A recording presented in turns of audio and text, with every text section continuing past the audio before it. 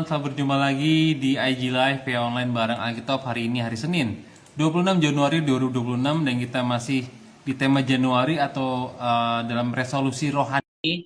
Kita akan membahas tentang iman yang melangkah maju. Ya, kita akan belajar dari Filipi 3 ayat 13 dan 16. Dan kita juga seperti biasa nggak sendiri aja sayanya. Nanti ada Kak Roma dan juga teman-teman guys juga akan bergabung. Malam hari ini ada Kak Agung dan juga Kak Happy. Nah, ini Kak Roma udah bergabung. Selamat malam Kak Roma. Halo, selamat malam Kak Ido. Selamat malam teman-teman Ayo PA. Selamat malam sahabat Sabda. Senang bisa ketemu lagi ya di minggu terakhir dari bulan Januari.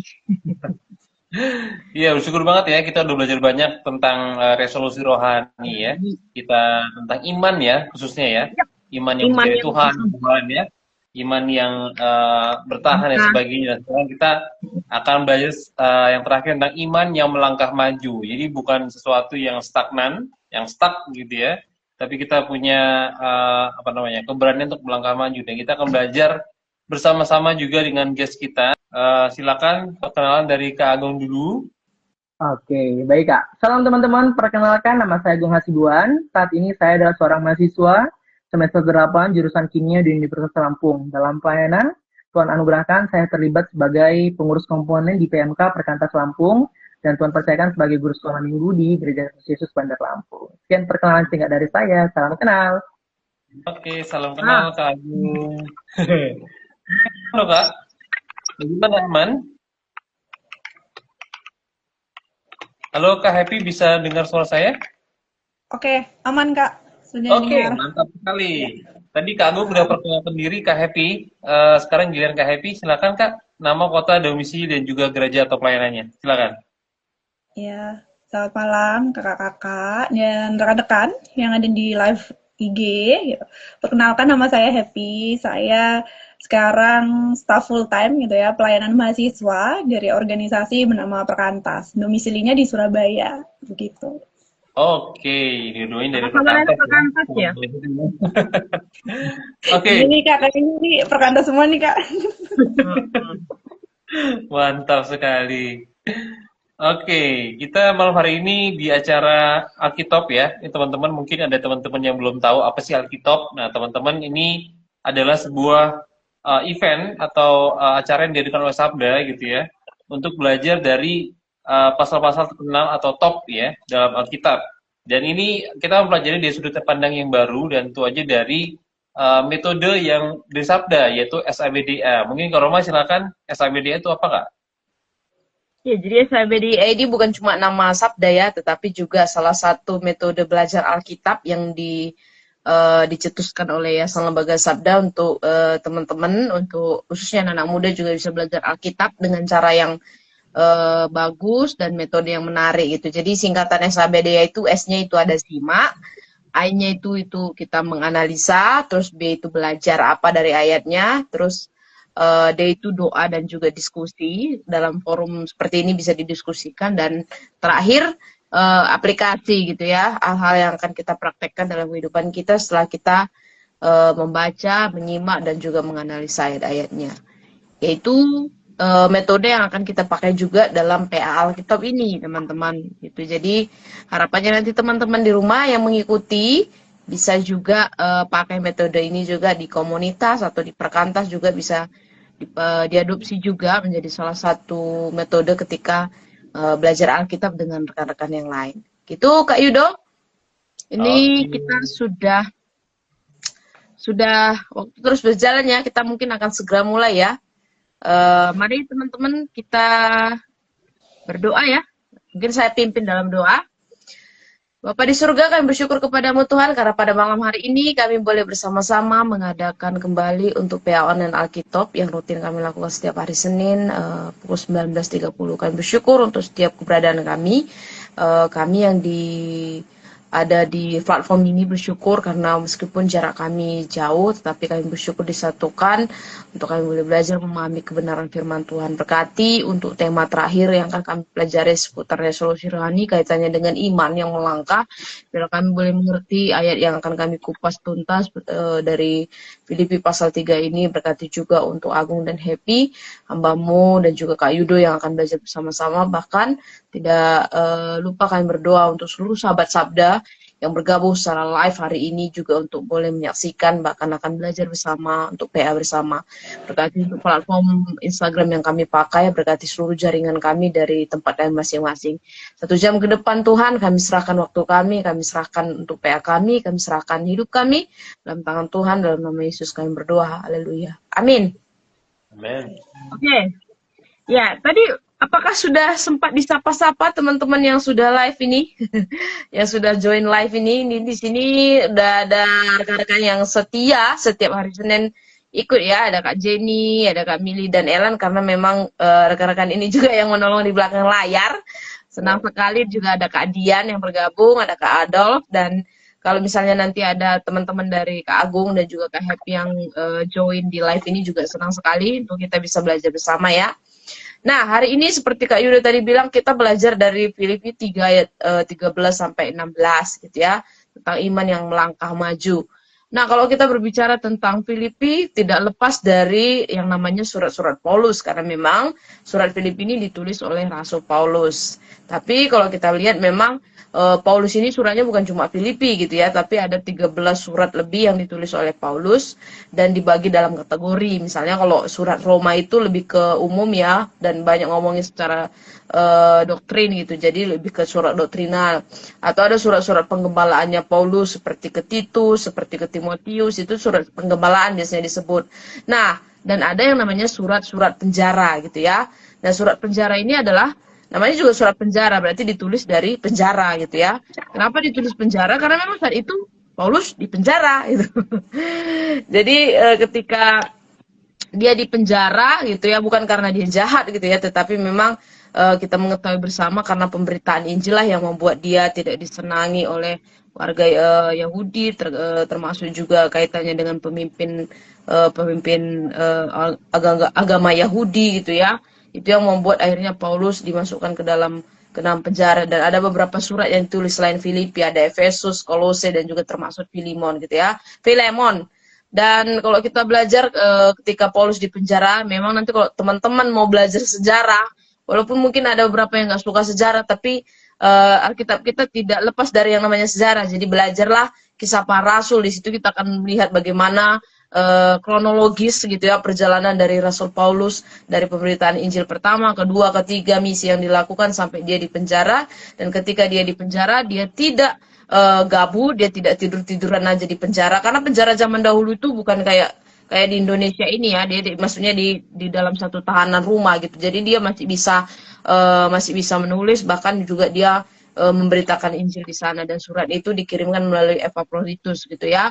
Dan surat Filipi ini menjadi satu bukti gitu ya, ketika Paulus di penjara gitu ya, tidak ada yang namanya putus asa atau dia akhirnya tidak lagi mau memberitakan tentang Injil, bahkan Injil semakin diberitakan di sana. Itulah sebabnya surat-surat penjara ini tuh sangat erat kaitannya dengan tetap cerminan Injil kepada seluruh jemaat-jemaat yang masih dilayani, yang bahkan juga didirikan ataupun nggak didirikan secara personal oleh Rasul Paulus gitu ya. Jadi ada banyak arti dari makna atau arti dari surat-surat penjara Paulus. Yang pasti pemberitaan Injil nggak surut meskipun dia dibelenggu oleh penjara gitu ya. Rencana Allah tetap jalan melalui Rasul Paulus, dan penjara ternyata bukan akhir dari pelayanannya, karena Tuhan bisa pakai situasi Paulus untuk tetap memberitakan firman Tuhan, bahkan menulis surat kepada orang-orang yang ada di Filipi. Itulah surat Filipi yang akan kita pelajari bersama-sama, yang sering disebut sebagai surat penjara dan juga surat sukacita. Nah, Kak Yuda akan membahas sedikit ya tentang surat sukacita ini, khususnya pasal 3. Silakan Kak Yud. Iya. Jadi kalau boleh sampaikan tentang latar belakangnya, dan sekarang aku akan coba sampaikan ya tentang posisi dari Filipi pasal 3 ini dalam surat Filipi. Jadi Filipi itu Tadi sudah sampaikan bahwa tujuannya adalah untuk mengajarkan atau mempertahankan gitu ya iman orang-orang di Filipi terhadap iman yang benar, bukan ajaran yang salah, bukan kembali lagi ke Yudaisme dan sebaliknya gitu. Jadi Filipi pertama itu ngomongin tentang sukacita dan kemajuan Injil di tengah penderitaan Paulus. Itu sangat kontras banget dengan keadaan Paulus. Dia bilang dia bersukacita, apalagi dalam penjara gitu ya. Dan juga di Filipi 2 dikatakan tentang teladan Paulus, teladan Kristus, dan juga ajakan kepada jemaat untuk hidup dalam kerendahan hati. Kemudian Filipi 3 ini sebenarnya tentang intinya ya, karena ini ngomong tentang koreksi dari iman dan juga peringatan terhadap ajaran-ajaran palsu yang ada di tengah-tengah jemaat gitu. Kemudian di yang terakhir itu penerapan praktis dari semua hal-hal yang disampaikan Paulus tentang keteguhan, sukacita, doa, dan hidup berkecukupan.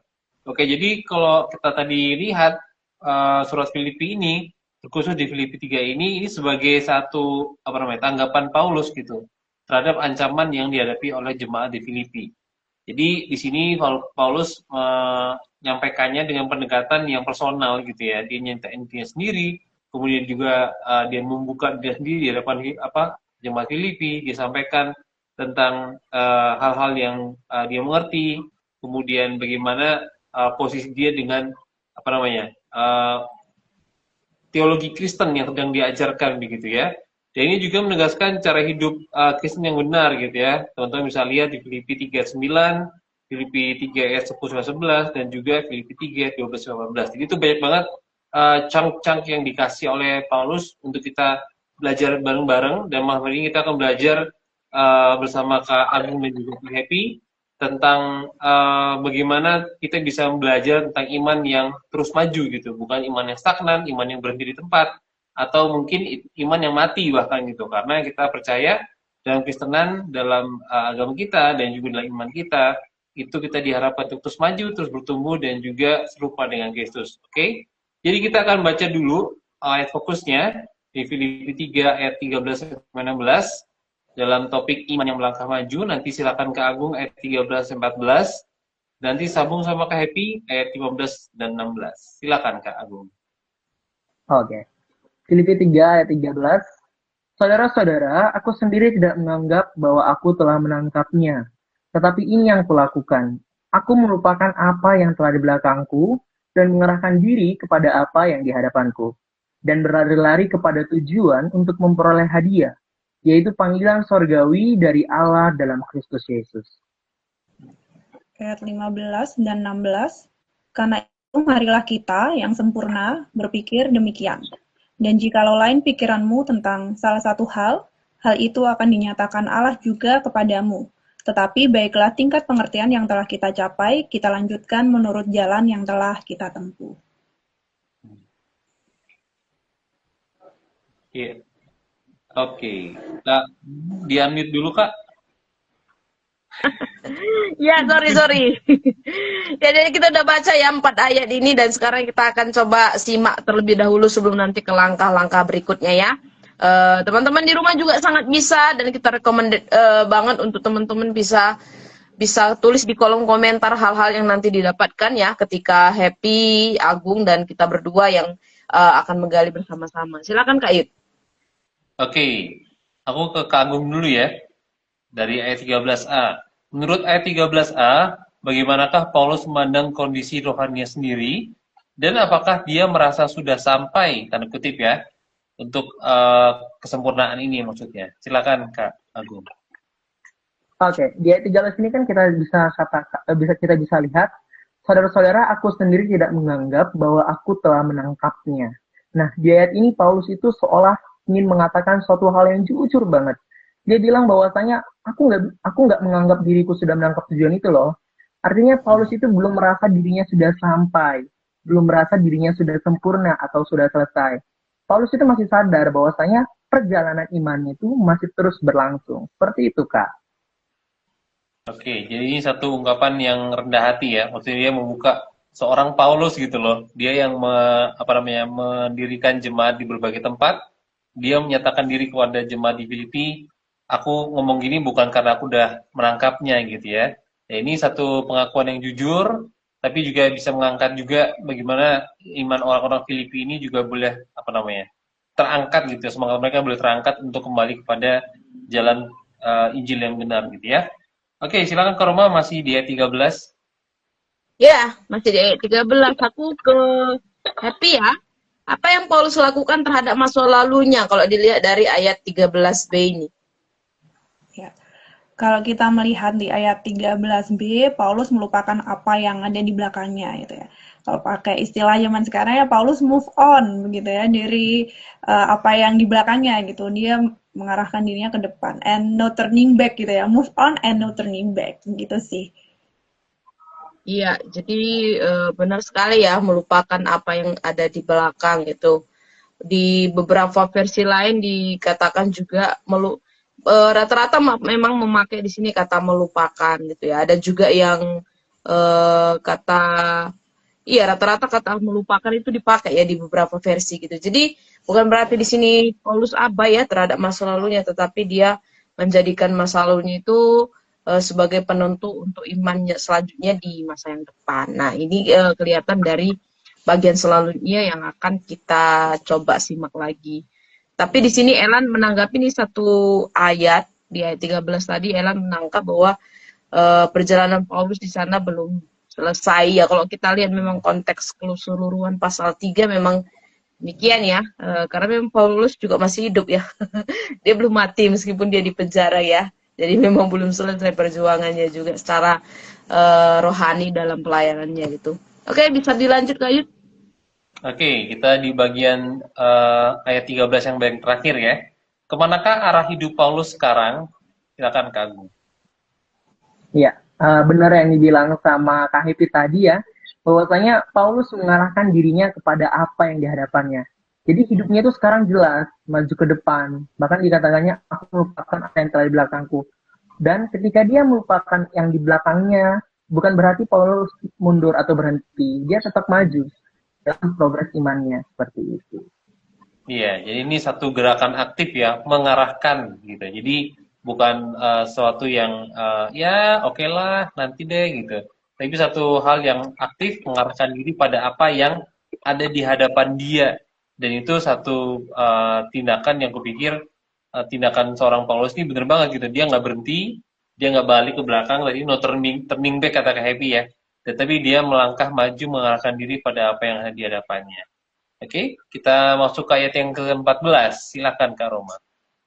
Nah, ini ayat 14 kembali ke happy ya. Apa tujuan yang Paulus kejar dan hadiah apa yang dinantikannya kalau dilihat dari ayat 14 ini? Silakan. Ya. Kalau yang di ayat 14, Paulus berlari, berlari melihat tujuan untuk memperoleh hadiahnya ya panggilan surgawi dari Allah dalam Kristus Yesus. Jadi aku melihatnya ya hadiah surgawi itu loh, itu dari Allah tapi di dalam Kristus Yesus yang menunjukkan ya imannya sekarang di dalam Kristus Yesus. Begitu sih Kak yang aku dapatkan di ayat yang ke-14 ini. Ya, jelas ya, memang ayat sudah menjelaskan dan aku suka ketika aku lihat beberapa versi gitu ya. Dan ada satu versi yang mengatakan seperti aku sedang lomba lari gitu ya. Jadi Paulus menggambarkan hidupnya itu sebagai seorang pelari yang sedang berlari-lari kalau di versi TB, tapi di beberapa versi memang sedang berlomba lari kepada tujuan yang dia ingin capai gitu ya, dan itu ditujukan kepada Kristus sampai akhir gitu ya. Jadi Paulus di sini berlari-lari dengan ada tujuan gitu ya, tapi banyak mungkin orang yang berlari-lari tanpa ada tujuan gitu ya. Tetapi ibarat Paulus di sini seorang pelari, ada garis start, ada garis finish gitu, dan dia fokus di gelanggang perlombaan lari tersebut gitu ya. Jelas sekali tujuan Paulus di sini melalui ayat 14 yang sudah disampaikan oleh Happy tadi itu. Next. Oke. Atau ada tambahan dari teman-teman juga boleh. Iya, kalau dari aku sih tadi ya berlari itu diakos tuh lebih kayak bisa dibilang apa namanya? Artinya bisa juga memburu gitu. Jadi benar-benar tadi ya mengarahkan diri itu aktif, dia berlari juga aktif gitu. Bahkan dikatakan kalau memburu dia bukan sekedar lari gitu, dia ada tujuan dan dia tujuan itu harus ditangkap gitu. Jadi ya jelas banget Paulus bukan orang yang menyi-menyi, bukan iman yang lemah gitu, tapi iman yang benar-benar kalau bisa dibilang tuh kayak sekarang tuh tanda kutipnya militan gitu ya untuk mengikuti Yesus gitu. Mungkin Kak Agung ada tambahan Kak? Iya, untuk di ayat 14 itu, ya tujuan Paulus adalah panggilan surgawi tadi yang ditekankan sama Kak Hmm. Happy tadi. Jadi hadiah yang dinantikannya itu bukan hal yang duniawi lagi, bukan yang terikat dengan dirinya sendiri gitu. Hmm. Tapi hal yang dia ingin hidup sepenuhnya adalah menjawab panggilan Tuhan tadi. Seperti itu Kak, kalau tambahan dari saya. Oke. Ya, kita beralih ke ayat yang ke-15 ya, Kak Agung ya. Siapakah yang disebut Paulus sebagai orang yang sempurna atau dewasa kalau di ayat 15 ini, Kak? Silakan. Oke Kak. Di ayat 15 ini kita tahu ayatnya seperti ini berbunyi. Karena itu marilah kita yang sempurna berpikir demikian. Dan jika lain pikiranmu tentang salah satu hal itu akan dinyatakan Allah juga kepadamu. Ini seperti menekankan kembali di ayat ke-14 yang dikatakan dan berlari kepada tujuan untuk memperoleh hadiah yaitu panggilan sorgawi dari Allah dalam Kristus Yesus. Jadi orang dewasa atau orang yang sempurna itu adalah orang yang mempunyai cara berpikir seperti Paulus. Dia sadar bahwasanya dirinya masih perlu nih untuk bertumbuh, masih perlu nih untuk terus diarahkan Tuhan. Supaya apa? Supaya dapat mencapai panggilan sorgawi tadi atau memenuhi panggilan sorgawi yang ditegaskan atau ditekankan di ayat ke-14. Seperti itu kan. Ya, jadi berarti orang yang bisa dibilang matang atau dewasa ini bukan satu orang yang kayak aku sudah mencapai kesempurnaan gitu ya. Tapi beneran orang yang lihat bahwa dalam kesempurnaan Kristus tuh kita nggak bisa ngejar yang benar-benar dapet gitu. Nah itu nanti kita akan, kalau teman-teman baca Filipi, kemudian surat selanjutnya kita akan lihat kenapa sih nggak bisa sempurna banget gitu kalau ngejar dengan kuota sendiri gitu. Jadi mungkin jadi kayak kontras ya, kontras dengan sikap para guru-guru palsu. Karena mereka nganggap bahwa ketika orang Kristen jadi orang Kristen untuk dapat selamatkan mereka jadi orang Yahudi gitu.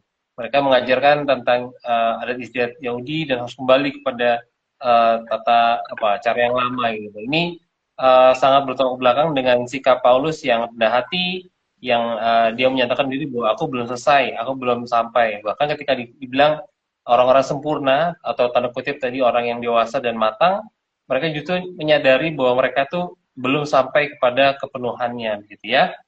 Oke, silakan Kak Roma untuk ayat terakhir. Ya, ayat terakhir ya, di ayat 16 ke Happy lagi. Sikap seperti apa yang Paulus harapkan dari orang percaya yang telah mencapai tingkat pengertian yang baik? Bisa dilihat dari ayat 16 ini. Ya. Kalau dari ayat 16 kita melihat gitu ya bagaimana Paulus itu ingin jemaat Filipi ya yang saat ini diberikan suratnya ini untuk melanjutkan menurut jalan yang sudah ditempuh. Jadi di dalam kedewasaan rohani tadi meskipun belum sempurna tapi melanjutkan di jalan yang sudah ditempuh. Jadi to be continue gitu ya, terus menerus gitu ya untuk diperbaharui gitu di dalam Kristus. Gitu sih Kak. Iya, jadi nggak berhenti gitu ya. Kalau terus-menerus itu berarti nggak mundur ke belakang lagi, tapi juga nggak stuck, nggak berhenti ya, tapi terus apa ya, terus melanjutkan kepada apa yang mereka ingin capai gitu ya di panggilan surgawi yang sudah dijelaskan di ayat yang sebelumnya gitu ya. Dan itulah satu tingkat pertumbuhan rohani sebagai orang yang dewasa itu tadi gitu ya, nggak mundur, nggak juga berbangga diri, tetapi terus melanjutkan dirinya sesuai dengan apa yang Allah mau dalam sikap hidup orang percaya, dalam hal ini orang-orang Filipi, termasuk juga Paulus, bahkan juga untuk kita yang mendengar firman hari ini gitu. Oke, kita sudah coba simak satu persatu ayatnya. Nanti teman-teman secara holistik bisa lagi pelajari konteks pasalnya, tapi kita akan lanjut dulu ke bagian analisa ya, untuk kita bisa interpretasi beberapa bagian dari 4 ayat ini. Nah, saya akan ke Agung dulu ya. Teman-teman di rumah juga silakan bisa komen kembali dari apa yang sedang kita pahami atau gali bersama ya. Nah, ini ke Agung, apa artinya melupakan apa yang telah di belakang dan mengarahkan diri kepada apa yang di hadapannya? Apakah ini berlawanan arti? Silakan. Baik Kak, terima kasih. Nah, kalau kita perhatikan di sini ya, Paulus menyebut dua frasa kata yang kalau kita nggak perhatikan baik-baik, kita bakalan menganggap ini menjadi dua makna. Gimana, Agung? Suara kamu macet, bisa tutup kameranya dulu, gimana ya? Supaya suaranya bisa jelas. Coba tes lagi. Halo? Oke, sudah ya? Apakah sudah Kak?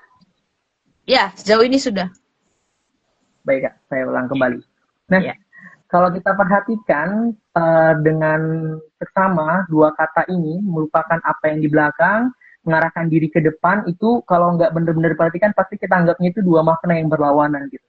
Tapi ketika kita kembali lagi mengulik, Paulus menyebut melupakan yang di belakang, mengarahkan diri ke depan adalah suatu dua gerakan yang diwakilkan sama dua prasakata dan saling berkaitan. Nah, melupakan apa yang di belakang. Maksud si Paulus gimana? Maksud Paulus adalah bukan berarti Paulus itu menghapus masa lalunya kalau kita perhatikan di sini. Tetapi Paulus gak lagi menjadikan masa lalunya sebagai pusat hidup. Kita tahu Paulus punya masa lalu, prestasi. Dia termasuk salah satu kebanggaan orang Yahudi. Yang kedua, Paulus punya kegagalan. Yang ketiga, bahkan dalam masa lalunya, ia menganiaya jemaat yang percayakan Kristus. Tapi ketika dia mengatakan melupakan yang di belakang, semuanya itu nggak dijadikannya sebagai suatu identitas utama. Lalu kemudian dia bilang kembali nih, mengarahkan diri kepada apa yang di hadapanku. Ini bicara soal adanya fokus aktif, bukan pasif. Jadi adanya gerakan yang aktif ketika dia melupakan yang di belakang, dia kemudian mengarahkan. Ada kegiatan yang aktif bekerja setelah melupakan ini gitu. Paulus sengaja memilih arah hidupnya menuju Kristus dan juga panggilannya. Jadi ketika dibilang dua frasa ini berlawanan, tidak sebenarnya. Dua frasa ini bukan berlawanan. Tapi dua frasa ini adalah frasa yang saling berketerkaitan satu sama lain menjadi satu proses hidup.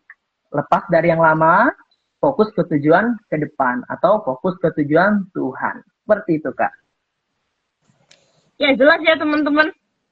Menurut saya sudah jelas ya sampai ke Agung. Jadi ini bukan berlawan arti, tapi saling melengkapi. Secara artinya ya, melupakan itu bebas dari hambatan ya, bukan berarti Paulus sempurna tadi. Dia melihat juga dia tahu masa lalunya kan di pasal 3 awal-awal itu masa lalu semua yang dijelaskan ya. Aku tuh orang ini, aku juga ini, tapi semua kuanggap sampah dan dikatakan dia mengarahkan dirinya ke depan gitu ya. Jadi dua bagian ini bukan berkontradiksi gitu ya, tapi satu jalan sebagai gerakan iman itu. Halnya tapi kata berlari-lari aku suka ya, seperti seorang pelari gitu ya. Kalau kita lihat pelari, kalau dia akan sibuk melihat ke belakang ya secara literal gitu ya dalam perlombaan, saya yakin dia nggak akan menang gitu ya. Tetapi pelari udah pasti sibuk mengarahkan dirinya ke depan dan tidak melihat dirinya, melihat menoleh-noleh terus ke belakang gitu ya. Jadi ini dua bagian ini bukan terpisah artinya, tetapi saling melengkapi gitu ya. Jadi satu apa ya? Menurutku ini satu pengajaran iman yang sangat apa ya, berorientasi kepada masa depan secara eskatologis, kepada apa yang Allah janjikan menurut apa yang dikatakan oleh Paulus ini gitu. Ini ada satu tanggapan dari Milia, bukan bertentangan kalau dilihat dari bahasa aslinya, bukan sekedar lupa, tapi keputusan hati untuk nggak biarkan masa lalu menghalangi langkah iman depan. Ya, setuju ya. Oke, silakan Kak Yudo atau Happy, silakan terbuka kalau ada yang ingin ditambahkan dari bagian ini atau bisa dilanjut. Oke. Kak Happy ada tambahan kan untuk bagian yang pertama? Jalan? Iya, sama seperti Agung menyampaikan ya, lawan rekan begitu. Kak Happy, coba Kak Happy mungkin bisa matikan kameranya atau Happy macet. Oh, macet. Iya, putus-putus. Enggak. Tadi urusan nggak macet nih. Ini udah, sorry. Udah jelas? Jelas. Sip. Ya, oke. Dari aku kesimpulannya sama gitu ya. Ya memang kalau kita melihat bukan saling berlawanan, tapi berketerkaitan gitu satu dengan yang lain. Jelas kalau mau melangkah ke depan ya pasti harus ngelihatnya ke depan ya, bukan ke belakang gitu. Kalau ke belakang ngelihatnya ya nggak maju-maju gitu kan. Aku membayangkan gimana orang mau maju kalau terus melihat ke belakang begitu. Mengartikannya memang secara literal ya. Dan memang ya apa yang Paulus katakan benar, kalau mau hidup yang baru di dalam Kristus, yang ngelihatnya harus di dalam konteks Kristus begitu ya, dan ngelihat dalam konteks Injil atau Kristus gitu, bukan lagi berpegangan pada hidup-hidup yang lama seperti yang tadi Kak Roma udah katakan ya, ayat-ayat di atasnya itu tentang apa yang Paulus pegang gitu ya di dalam hidup lamanya. Gitu, Kakak. Iya, oke. Jadi kita udah belajar tentang bagaimana Paulus melupakan, dalam tanda kutip, dia memilih untuk melupakan, dan juga kita lihat bagaimana dia mengarahkan diri ke depan. Nah, kita akan ngebahas tentang apa yang ada di depan Paulus gitu ya, dengan Kak Happy. Nah, apa arti panggilan surgawi dalam konteks perikop ini, dan bagaimana hal itu membentuk arah hidup Paulus, Kak Happy? Silakan. Ya, aku melihatnya ya Kak dari versi TSI ya. Ini kan yang lebih mudah gitu untuk dipahami, terjemahan sederhana Indonesia. Di ayat 14 ini berbicara tentang sama aku bacakan versi TSI-nya ayat 14. Sama seperti mengikuti lomba lari, mata saya tetap tertuju kepada sasaran, yaitu hadiah kemenangan yang sudah disiapkan bagi saya di surga. Dan memang kita yang bersatu dengan Kristus Yesus sudah dipanggil Allah untuk mencapai sasaran surgawi. Jadi panggilan surgawi yang melihat sasaran surgawi, begitu ya. Meskipun hidup di dalam dunia, tapi POV-nya udah beda nih, bukan POV dunia lagi nih yang kita pakai begitu kan, tapi POV kerajaan surga, POV surgawi gitu. Nah, apakah itu POV surgawi? Ya sebenarnya bagaimana kita bisa mengerjakan kehendak Allah gitu ya, ketika kita ada di dalam bumi ini, nggak pakai lagi hal-hal yang POV yang berdasarkan pada duniawi begitu, tetapi POV-nya POV kerajaan surga gitu, mencari kehendak Allah sebenarnya yang menjadi tujuan utama. Gitu sih Kak kalau dari aku. Iya, bener banget ya. Jadi kalau tadi aku kutip ke Happy gitu, dia Paulus tuh beneran bukan hidup dengan standar manusia lagi gitu. Dia hidup dengan standar dari Tuhan sendiri gitu.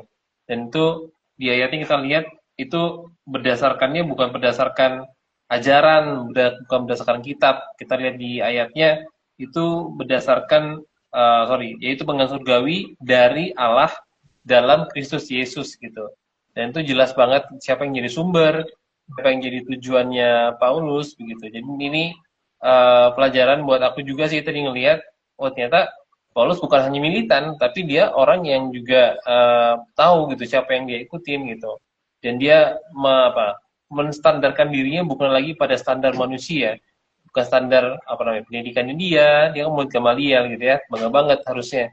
Tapi dia mendasarkan dirinya pada panggilan surgawi yang berdasar dari Allah dalam Kristus Yesus. Nah ini ada pertanyaan dari Kaelan ya. Kalau di ayat, Paulus menggambarkan seperti pelari. Nah, apa tandanya kita sudah mendapatkan panggilan surgawi finish? Oke, ini agak bingung. Cuma tapi kalau teman-teman punya tanggapan terhadap pertanyaan ini, boleh silakan Kak Agung atau Kak Happy. Ya sebenarnya ini nanti dibahas di bagian selanjutnya Kak Yud, berkaitan. Oke. Nah, kita masuk aja ke bagian selanjutnya kalau gitu ya. Bagian belajar. Oke, silakan Kak Roma.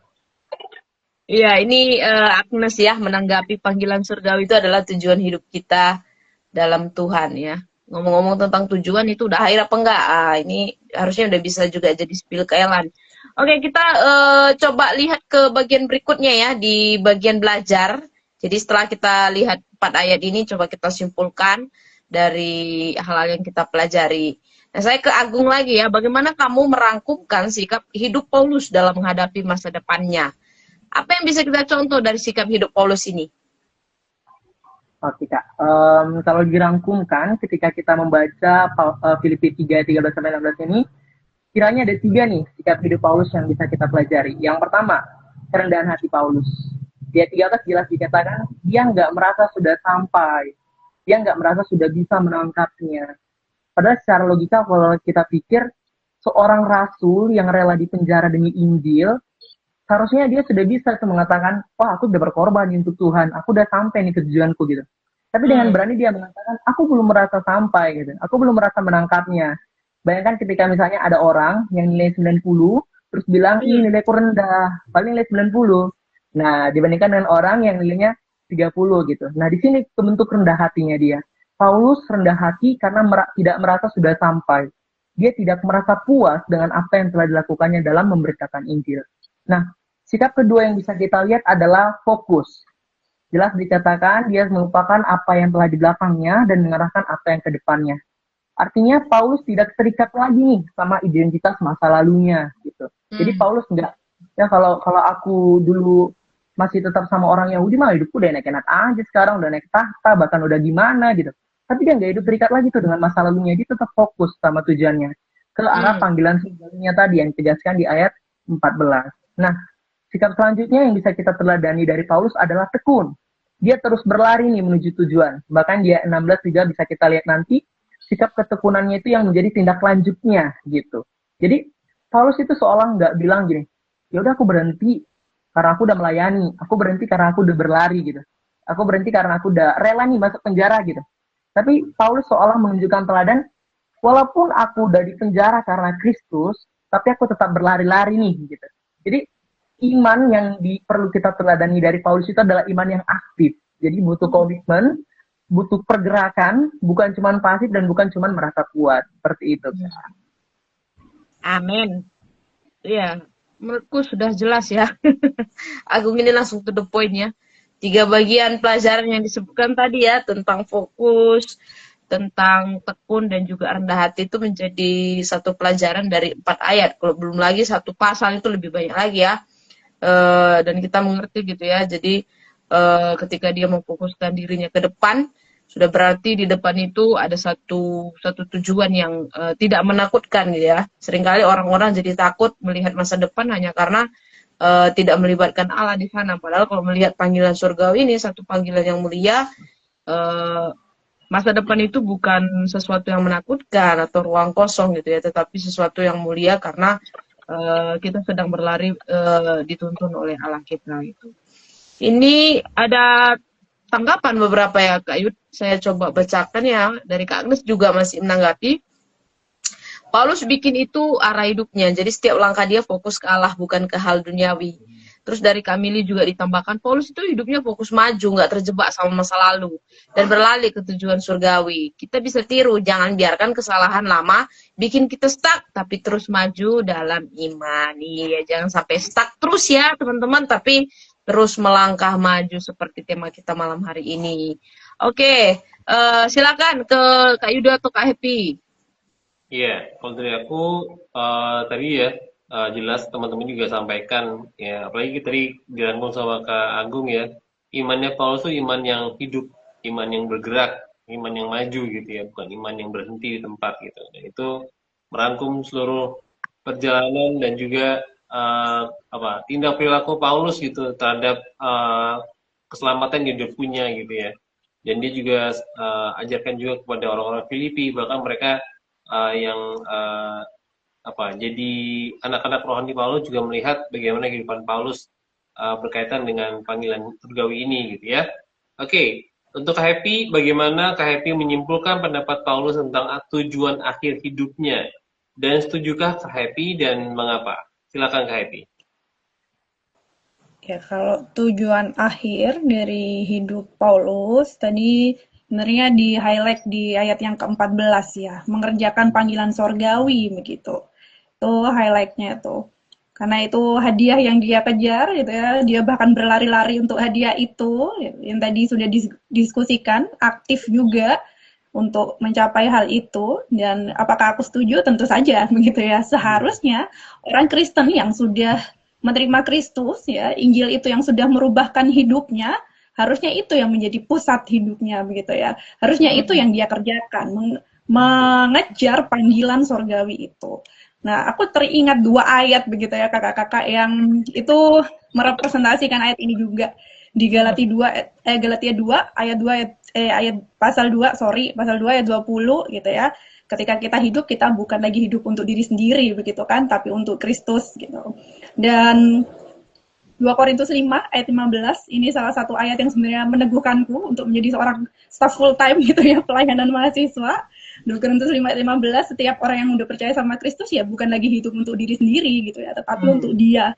yang sudah mati dan telah dibangkitkan untuk mereka. Dan seharusnya itu yang menjadi panggilan sorgawi nih setiap kita. Mengarahkannya ke depan nih, apa yang Kristus inginkan, apa yang Kristus ingin kerjakan ya di dalam hidupku. Bukan lagi melihat ke belakang gitu ya.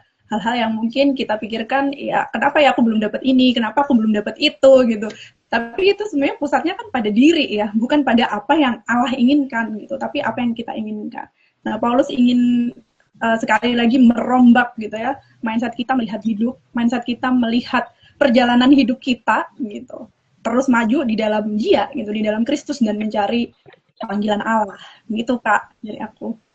Amin. Itu sangat-sangat memberkati juga ya. Tadi sharing ayatnya juga yang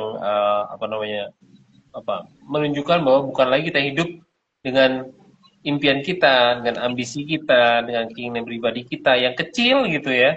Tapi kita hidup dengan impian, dengan tujuan, dan juga kehendak Tuhan yang begitu besar dan lebih besar daripada kita gitu. Itu juga berarti hidup Paulus dan juga hidup orang-orang yang udah sempurna gitu, yang udah dewasa, berarti mereka hidup dengan pandangan hidup yang kristosentris gitu, bukan pada diri sendiri, kan udah mati ya, ini udah mati nih, kita hidup dalam Kristus gitu, yang tertuju pada panggilan surgawi gitu. Kemudian juga kalau misalnya panggilan surgawi itu, panggilan surgawi itu adalah salib, Yesus Kristus juga melakukan itu gitu, jadi dia jalan menuju salib, walaupun ada halangan, rintangan, godaan, cobaan gitu, dia pakemnya salib, dia berangkat ke salib gitu. Nah itu juga aku pikir cara hidup Paulus juga belajar dari itu juga gitu. Dan aku tadi juga ngelihat ketika cara hidup Paulus tujuan akhirnya adalah panggilan surgawi, itu konsisten dengan Injil. Kalau teman-teman baca panggilan-panggilan yang ada dalam Injil, ikutlah aku gitu kan. Dan juga siapa membajak sawamnya, dia nggak boleh ngeliat ke belakang. Itu jadi kayak satu kalau aku ingat tadi ya, teman-teman sharing itu juga itu bermunculan gitu. Oh wow, jadi kayak satu ajakan juga bagi kita semua ketika kita ngaku Kristen, kita belajar tentang firman Tuhan, inilah panggilan kita, yaitu panggilan surgawi gitu. Dan itu bukan lagi tentang diri kita sendiri gitu ya. Oke, kita akan masuk ke bagian diskusi. Saya kembalikan kepada Kak Roma. Silakan Kak. Ya, kita diskusi ya. Teman-teman di rumah juga bisa diskusi dengan cara share apa yang teman-teman dapatkan ya. Nah, saya ke Agung lagi nih. Menurut Filipi 3 dari yang kita baca tadi, mana yang lebih berbahaya nih? Ini berkaitan sama apa yang Elan tadi sampaikan ya. Tanyakan, merasa belum sampai atau merasa sudah sampai pada tujuan akhir hidup kita? Mengapa? Silakan, Agung. Oke Kak, kalau dibilang berbahaya ini aku jadi teringat suatu ikon yang ada gambar tengkorak, terus ada gambar silang seperti ini gitu. Ikon yang sering digunakan untuk menandakan itu sesuatu yang berbahaya gitu. Nah, kalau kita bilang mana yang lebih berbahaya nih, merasa belum sampai atau sudah sampai. Dari Filipi 3 ini, justru yang paling berbahaya adalah mereka yang merasa sudah sampai. Kenapa? Karena orang yang sudah merasa sudah sampai itu cenderung berhenti untuk belajar. Oh, dia bisa nyakuin, ngapain lagi aku belajar? Nah, kayak gitu. Dia cenderung untuk tetap mengandalkan kemampuan dirinya tanpa melihat satu sisi di kemampuan orang lain atau di luar dirinya, seperti itu. Terus orang yang merasa belum sampai ini juga, orang yang merasa sudah sampai ini juga cenderung untuk berhenti untuk bertumbuh. Ya udah, kan udah deadline, udah deh, gitu-gitu aja deh. Nah, akhirnya mereka berhenti nih untuk bertumbuh nih, berhenti untuk meninggalkan apa kebiasaan yang buruk dan kemudian di tempat di mana dia melakukan yang buruk itu gitu. Terus orang yang merasa sudah sampai, bahayanya apalagi merasa tidak butuh untuk ditegur. Ya udah, kan aku yang paling hebat di gereja ini, kan aku yang paling hebat di kampus ini gitu. Dosen-dosen itu semua tunduk sama aku gitu. Jadi dia merasa tuh nggak butuh untuk ditegur tuh. Ya udahlah, palingan ya kalau senior dimarahin lah gitu. Atau salah kunci nada musik, ya udahlah, ya udah biasa gitu dalam pelayanan. Nah, seperti yang merasa nggak butuh untuk ditegur, nggak butuh untuk evaluasi gitu. Tapi di sini Paulus aman, kita lihat posisinya. Dia Paulus nggak menjadi simbol ikonik yang berbahaya tadi, nggak menjadi simbol yang ada tengkorak, terus kemudian ada tanda silangnya, itu dia nggak menjadi simbol seperti itu. Dia menjadi simbol yang aman. Kenapa? Karena dia di sini sadar, dia merasa belum sampai. Aku belum sampai katanya. Aku belum berhasil menangkapnya. Jadi kesadaran ini bikin Paulus terus bergantung pada Tuhan. Sehingga pada akhirnya, we need Jesus. Kita butuh Tuhan Yesus. Seperti itu. Setuju ya, jadi terjawab ya Elan ya. Jadi belum sampai, kita masih berlari gitu ya. Dan bahaya kalau sudah kita lihat tadi yang dijelaskan oleh Agung, ada banyak bahaya kalau kita merasa diri sudah sampai. Dan sebenarnya kata sudah sampai ini juga banyak pengertian ya. Jadi perlu hati-hati sekali untuk kita cepat berpuas diri dan merasa lebih dari sana sini gitu ya. Kita ini siapa sih? Hebat kita apa Paulus gitu ya. Paulus yang menurutku udah paling taraf atas banget ini selain Tuhan Yesus ya. Tuhan Yesus kan memang sempurna gitu ya. Dia bisa berani bilang gitu. Kita siapa? Kita jauh sekali di bawah Paulus gitu ya. Tetapi dengan kerendahan hati Paulus berani bilang demikian gitu ya. Berarti dia menyadari gitu ya bahwa ada hal yang harus dikejar gitu ya. Makanya kata berlari, kata mengejar, kata melanjutkan. Kata itu artinya bergerak terus-menerus ya, bukan juga berhenti gitu ya. Ada juga orang yang merasa nggak sampai-sampai, akhirnya berhenti ya. Itu juga salah gitu ya, karena belum sampai, udah nggak mau jalan lagi, udah nggak mau berlari lagi. Tapi di sini kesadaran itu harusnya membuat kita terus menjaga hidup kita untuk terus tertuju kepada Kristus dan tetap berlari selama hidup, tetap berlari karena memang kita ada di arena gelanggang perlombaan ini tadi ya. Kita harus tetap berlari, kita harus tetap melangkah, jangan berhenti, jangan juga merasa sudah sampai di finish. Belum. Kalau kamu sudah sampai di finish, itu tadi bahaya-bahaya yang akan terjadi gitu ya. Kiranya ini jadi bagian penting yang bisa kita pelajari. Silakan Kak Yudo. Oke. Oh, ini Kak Nurbella ya menanggapi ya. Sama dengan Rasul Paulus, begitu juga dengan kita melupakan yang lalu serta mengarahkan hidup kepada apa yang di hadapan kita, yaitu panggilan surgawi dalam Kristus Yesus bagi yang percaya kepadanya. Amin. Oke. Oke, untuk Kak Happy ya. Berdasarkan ayat-ayat ini, maksudnya ayat 13 sampai 16 ini, kapankah mengingat masa lalu justru menghalangi kita untuk mengejar Kristus, Kak Happy? Silakan Kak. Ya, kalau dari aku secara pribadi ya Kak, ya kapan ya justru mengingat masa lalu itu membuat kita menghalangi untuk mengejar Kristus. Ya kalau pengalaman secara pribadi gitu ya, dan juga pengalaman bersama Allah, sebenarnya mengingat masa lalu terkait dengan dosa ya, dosa-dosa lama yang masih terus dilakukan gitu, bahkan masih terus dinikmati, itu salah satu penghalang terbesar ya kita bisa mengejar Kristus gitu. Ya gimana bisa ngejar Kristus kalau ya hidupmu aja masih berkutat dengan dosa gitu. Dosa yang menguasai hidup kita dan kita malah menikmati itu gitu. Seharusnya kan tidak gitu. Makanya kenapa Paulus bilang yang jangan menoleh lagi ke belakang gitu, ke depan lihatnya. Kristusnya yang dilihat gitu ya, bukan lagi dosa-dosa masa lalu yang mengenakkan kita gitu, bukan gitu, tapi ke depan gitu. Dan satu lagi hal selain dosa yang mengikat, yang menghalangi kita mengejar Kristus adalah ya diri kita ya.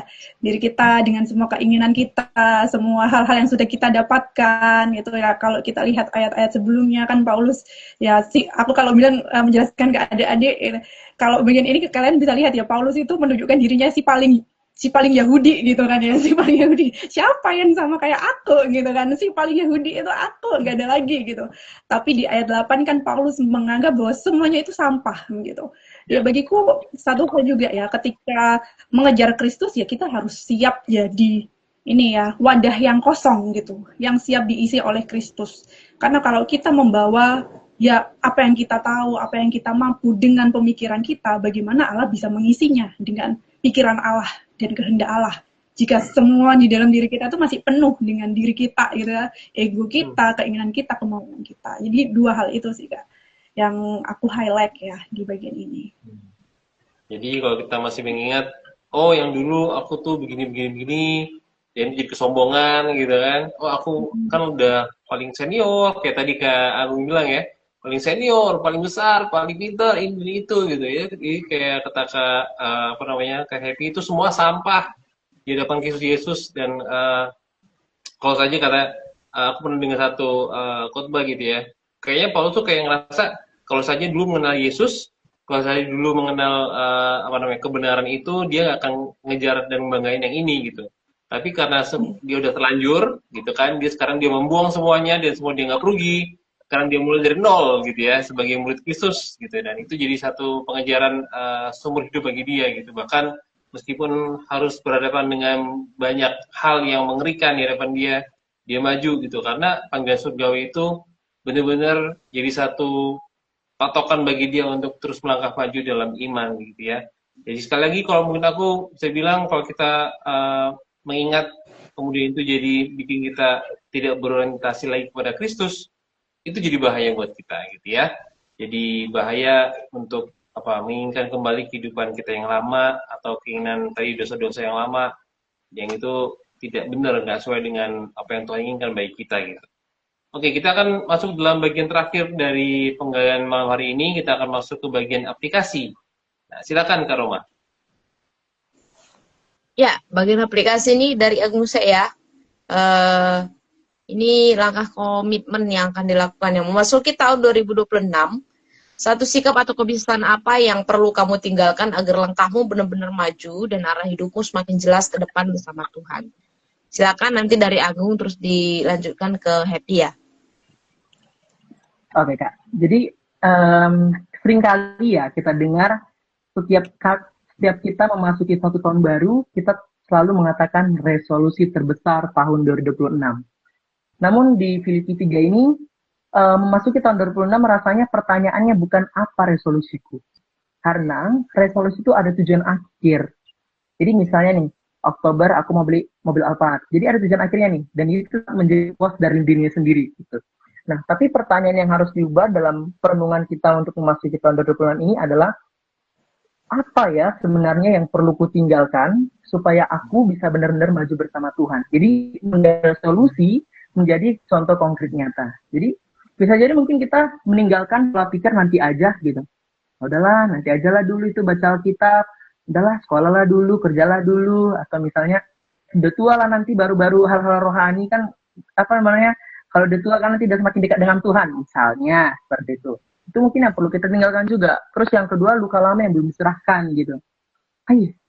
Aku trauma kali loh sama si ABC ini gitu. Nah, hal-hal ini juga yang akan menghambat kita untuk maju bersama Tuhan, khususnya di tahun 2026 ini.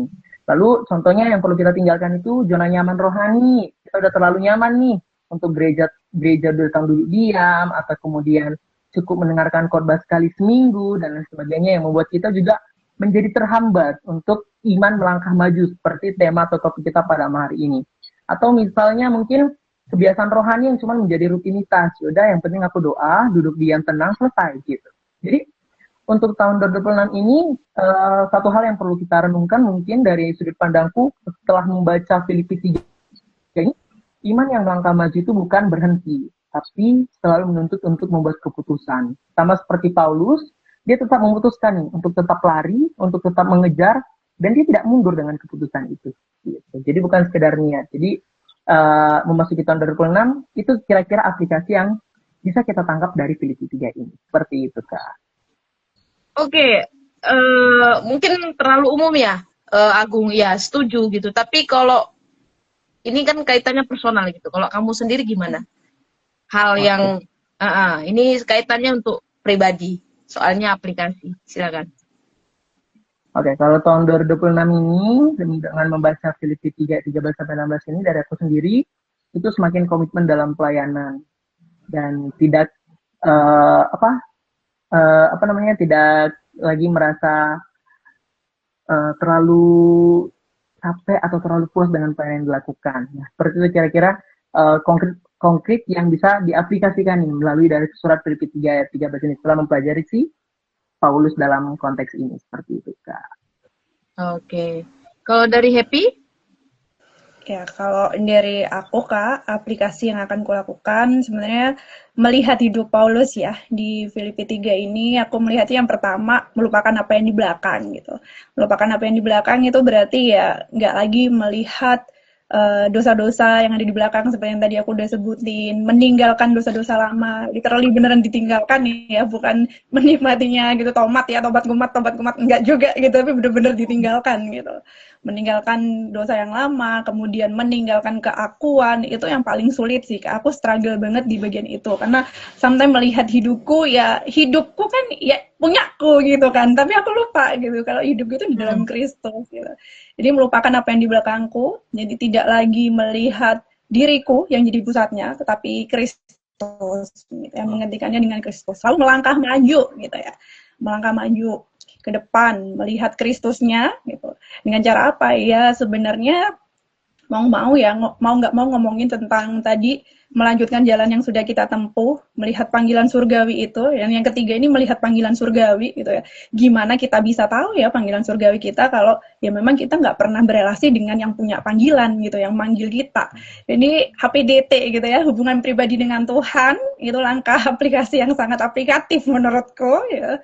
Bagaimana doa, bagaimana kita ber-PA, bagaimana kita juga bersaat teduh. Nah, aku sebenarnya tahun kemarin ya, seperti apa yang Agung katakan, saat teduhku itu aku merasa ya udah rutinitasku sebagai orang Kristen, rutinitasku sebagai kakak rohani, begitu ya, rutinitasku sebagai staf perkantas begitu.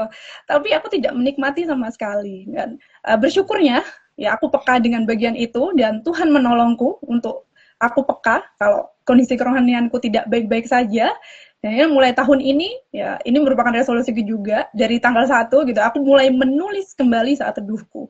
Nah, menulis kembali saat teduh itu menolongku untuk peka dengan panggilan Tuhan. Menolongku untuk paham gitu ya, Tuhan ini lagi ngarahin hidupku kemana. Kalau ngomongin tentang melangkah maju, ya harusnya datang dong sama yang memang menuntun dan menolong hidup kita gitu. Langkah-langkah ke depan ya, kalau memang kamu tahu Tuhan yang memimpin, maka datanglah kepada pemimpin itu, yaitu Tuhan itu, lewat doa, saat teduh gitu, ber-PA, baca Alkitab. Itu sih Kak langkah praktis ya yang bisa dilakukan. Thank you Happy, thank you Agung untuk langkah-langkah praktis yang akan dilakukan ya. Jadi kita hari ini sudah belajar banyak hal tentang iman yang melangkah dari perspektif Paulus kepada jemaat Filipi dan juga kepada kita hari ini gitu ya. Dan kita belajar banyak juga terkait bagaimana kita mengarahkan hidup kita kepada Tuhan untuk mencapai panggilan surgawi yang sudah ada di depan kita gitu ya. Jadi harapannya 2026 ini bukan cuma sekedar tahun yang baru dan 1 bulan kita sudah bercengkraman dengan ayat-ayat seputar resolusi rohani dari perjanjian lama sampai perjanjian baru, dan pasti dipenuhi dengan banyak ayat juga di kepala kita, termasuk saya, dan semakin banyak yang digumulkan gitu ya. Tetapi harapannya apa yang sudah kita pelajari ini menjadi penolong kita untuk kita menghadapi medan yang baru, tahun yang baru, peperangan yang baru, tetapi bukan berarti kita akan jadi orang-orang yang kalah gitu ya, karena ada Kristus yang terus bersama-sama dengan kita di dalam menjalani panggilannya gitu ya. Saya sendiri juga belajar gitu, kalau terkait satu hal yang ingin dilepaskan gitu ya dari masa lalu, sebenarnya kata mengasihani diri gitu ya. Kadang-kadang saya masih ngerasa kena dengan frasa itu gitu ya, ketika dalam pelayanan ada beberapa slack dengan mungkin teman pelayanan di gereja gitu ya, terus ngerasa aku kan udah benar ini, kata-kataku sepertinya udah benar gitu, ternyata orang yang diajak bicara merasa ya ini kata-katamu nggak pas gitu ya, dan aku merasa aku benar gitu ya. Itu tuh membuat aku ya menjadi mengasihani diri dan merasa aku paling benar gitu ya. Itu menurutku itu hal yang perlu juga aku lepaskan, kebiasaan untuk mengasihani diri dan merasa paling benar, nggak melihat orang lain juga, nggak berpikir tentang orang lain itu. Ya itu harus dilepaskan ya supaya benar-benar maju juga di dalam Tuhan untuk tahun 2026 ini. Nah, sebelum kita tutup, Kak Yudo akan memberikan kesimpulan, tapi coba saya baca karena ada satu dari AB.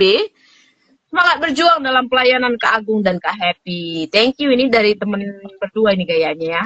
Silakan Kak Yud.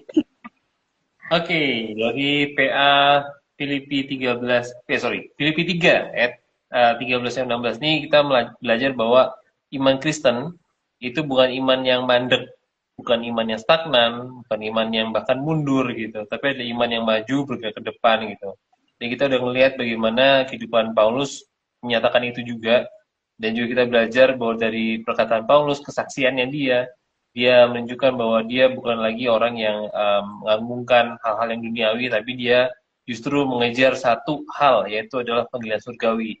Dan ini juga penggambar kita juga untuk hidup setia hari demi hari, langkah demi langkah, untuk terus berjalan bersama Kristus, berjalan dalam panggilan surgawinya gitu, karena kita tahu dia manggil kita itu setia. Jadi teman-teman, mari kita belajar untuk jadi orang Kristen yang punya iman yang melangkah maju ya, bukan iman yang stagnan, diam, atau mungkin mundur dalam kehidupan rohani kita. Itu aja Kak Roma, thank you. Thank you Kak Yudo, Kak Agung, dan juga Kak Happy, dan teman-teman di rumah yang juga pasti sudah menggali ya. Ada Kak Nurbella, Kak Agnes, Mili, Ellen, dan teman-teman yang lain. Kita akan tutup ya untuk serangkaian Alkitab kita. Saya minta kesediaan Agung bisa tutup dalam doa. Baik Kak, mari kita bersatu dalam doa. Allah Bapa yang baik, Allah Bapa yang bertata dalam kerajaan surga, puji dan syukur kami aturkan ke dalam hadirat-Mu yang kudus Tuhan, untuk segala berkat dan anugerah Tuhan yang luar biasa dalam kehidupan kami. Anugerah waktu yang telah Tuhan berikan kepada kami, sehingga kami boleh menikmati bersama firman Tuhan, belajar bersama tentang firman-Mu di malam hari ini melalui online ini Tuhan. Bapa yang baik, Bapa yang bertata dalam kerajaan surga, biarlah kiranya apa yang telah kami pelajari, apa yang telah kami diskusikan bersama, apa yang telah kami bicarakan bersama Tuhan bisa menjadi suatu pelajaran hidup yang berharga dari Tuhan kepada kami dan menjadi suatu patokan kami dalam menjalani kehidupan yang Tuhan berikan kepada kami. Ajari kami terus Tuhan untuk tetap bertumbuh di dalam Engkau sama seperti Paulus yang saat ini kami diskusikan supaya kami tetap setia dalam panggilan surgawi yang berasal daripada Tuhan. Terpuji nama-Mu Tuhan, kini sepanjang segala masa kami berdoa dalam nama Kristus Yesus, Tuhan dan pengantara kami yang hidup. Amin. Amin. Thank you. Kita Thank you, pamit. Kak. Salam. Ayo PA. Bye. Kita akan ketemu kembali minggu depan. Dan kalau teman-teman masih pengen belajar dalam tentang resolusi rohani ini, silakan nanti nonton arsipnya yang pasti di Instagram Ayo PA. Nah, bulan depan karena kita sudah masuk di bulan yang kedua, nanti kita masuk di dalam tema yang baru yaitu bahasa kasih. Silakan teman-teman nanti hadir minggu depan tanggal 2 Februari. Dan kita akan bahas topik yang pertama tentang kasih di tengah perbedaan dari Lukas 10 ayat 33 sampai 37. Dan kalau teman-teman ingin menjadi tamu seperti Agung dan Happy, silakan kontak Ayo PA atau mungkin kontak akun media sosial Sabda lainnya, nanti kita akan arahkan. Dan jangan takut ya untuk kita bisa belajar, bertumbuh melalui pendalaman firman Tuhan di Alkitab.